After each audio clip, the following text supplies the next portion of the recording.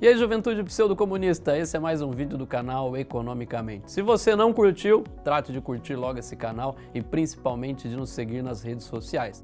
Hoje nós vamos falar de uma questão que deve ser uma grande dúvida para muitos de vocês.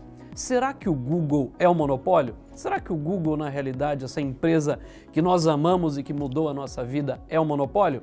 Curta e confira com a gente.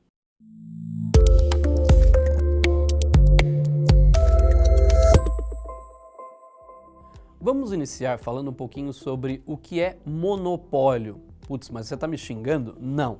Monopólio é uma ideia para a gente conversar e falar um pouquinho sobre estruturas de mercado. Existem três estruturas de mercado. Uma que a gente chama de concorrência perfeita, onde você tem N produtores, N vendedores, N ofertantes, ou seja, esse N são vários, muitos.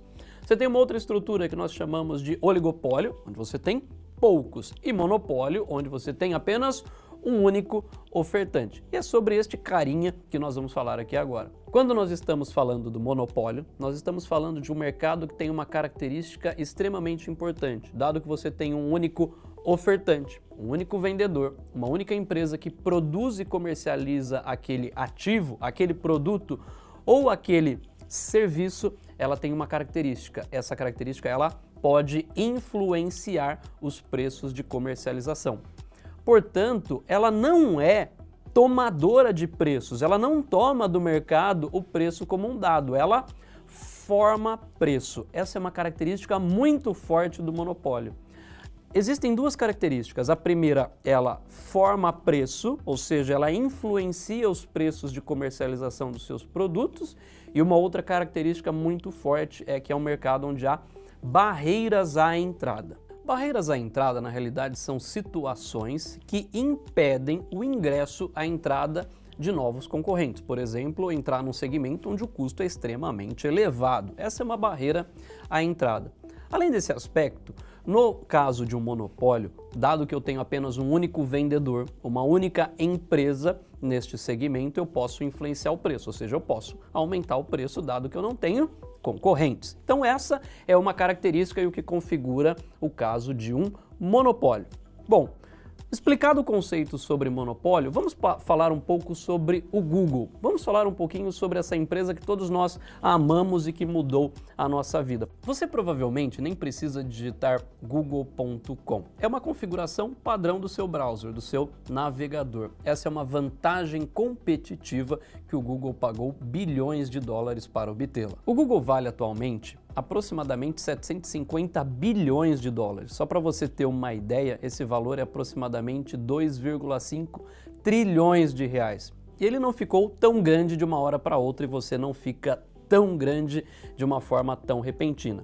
Desde 2004, quando o Google fez o IPO, que é IPO, quando ele fez a sua abertura de capital em bolsa, ele já comprou mais de 200 empresas. Só para você ter ideia, ele já comprou YouTube, comprou o Android, ele que está presente em mais de 80% dos smartphones ao redor do mundo, comprou o DoubleClick, enfim, diversas empresas desde que abriu o capital. Há uma crescente preocupação sobre o uso de dados pessoais, sobre os nossos dados, principalmente pela tríade. Qual é essa tríade? Facebook, Google e Amazon. Das três, o Google, que faz parte de uma holding denominada Alphabet, provavelmente é a mais poderosa, intrigante e onipresente nas nossas vidas.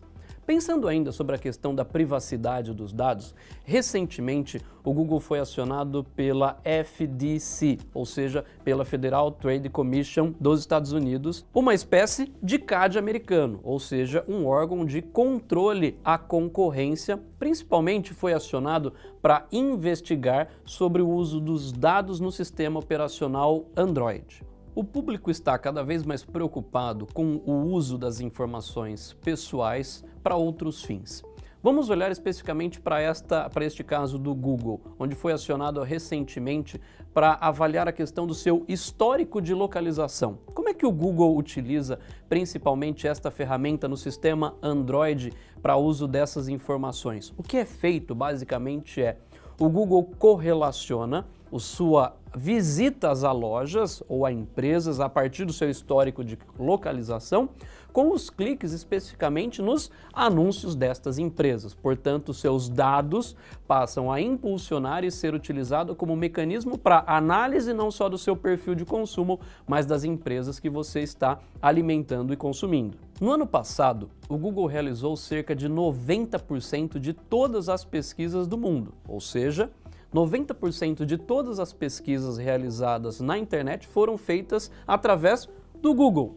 Esse é um primeiro aspecto que nos traz a ideia de que o Google ele é um monopólio, dado a concentração que ele tem principalmente na área de buscas. E o seu concorrente, o Bing, tem menos de 2% de fatia de mercado, ou seja, tem menos de 2% de market share, ou seja, de participação de mercado. Vamos olhar sobre uma outra ótica. O Facebook, junto com o Google, concentraram aproximadamente 70% de toda a arrecadação de publicidade feita online no último ano. A experiência do Google pode ser tecnologia, mas o seu negócio é publicidade. A chave do seu negócio está na informação altamente especializada sobre nós, sobre os nossos hábitos de consumo, sobre as nossas tendências, sobre o nosso perfil e principalmente sobre as nossas características. Portanto, o Google, na realidade, como nós colocamos aqui ao longo deste vídeo, ele detém uma parcela substancial das receitas de publicidade online, dado a sua alta especialização em informações sobre nós. As pessoas dizem aos mecanismos de buscas coisas que provavelmente não diriam às suas próprias esposas ou seus próprios maridos. Ou seja, você tem uma ferramenta de busca que mostra o seu perfil e toda a sua intimidade. Desta forma, o Google, ou não só o Google, mas todas as ferramentas online sabem muito bem quem você é, o que comprou e principalmente aquilo que você deseja. Dessa forma, eu, como um vendedor de um produto, posso fazer uma pesquisa. Quero detectar mulheres em Piracicaba que dirigem caminhão e bebem Bourbon. Você pode obter essa informação e especificar muito bem o seu nicho de mercado.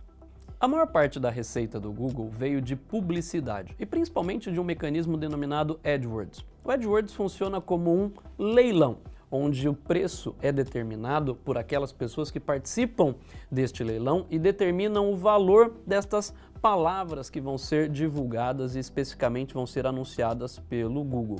Curiosamente, o custo da publicidade por clique vem caindo no Google ao longo dos últimos anos.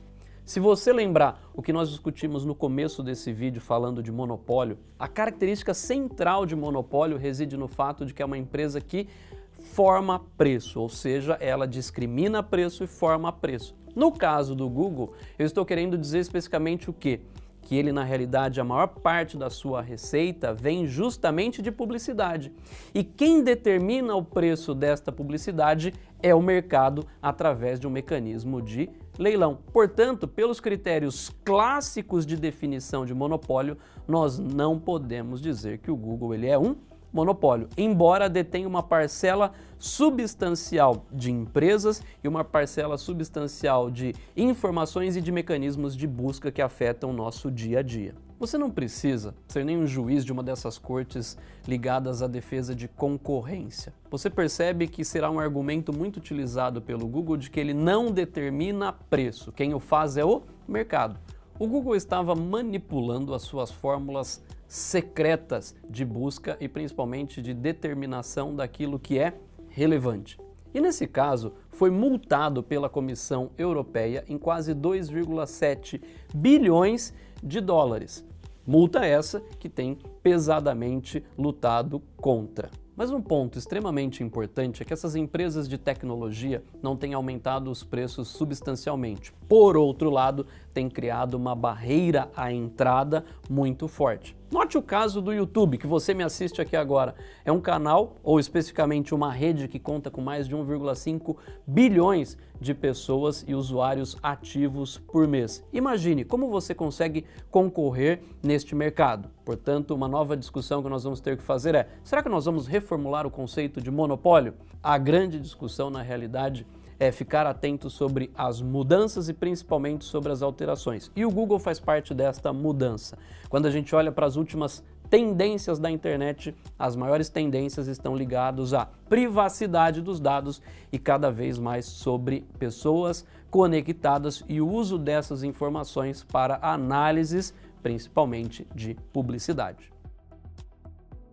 A economia, como vocês bem perceberam, não é uma ciência exata, é uma ciência social aplicada. As discussões que nós estamos trazendo neste canal é justamente para que você possa perceber e principalmente discutir entre as pessoas do seu dia a dia, usar um pouco disso que nós estamos falando, inclusive no seu trabalho, nas discussões de bar, e que você consiga perceber que o que eu trouxe para você aqui foi olhando um conceito clássico do que é monopólio e aplicação no caso do Google. Mas isso é algo questionável, você pode entender de uma outra forma, e essa é a beleza da economia. Trazer principalmente opiniões opostas para que a gente possa cada vez mais construir uma discussão mais saudável e argumentativa. Se você curte finanças e economia, aproveite e envie suas sugestões e comentários. Espero vocês e assistam e curtam o nosso canal. Valeu!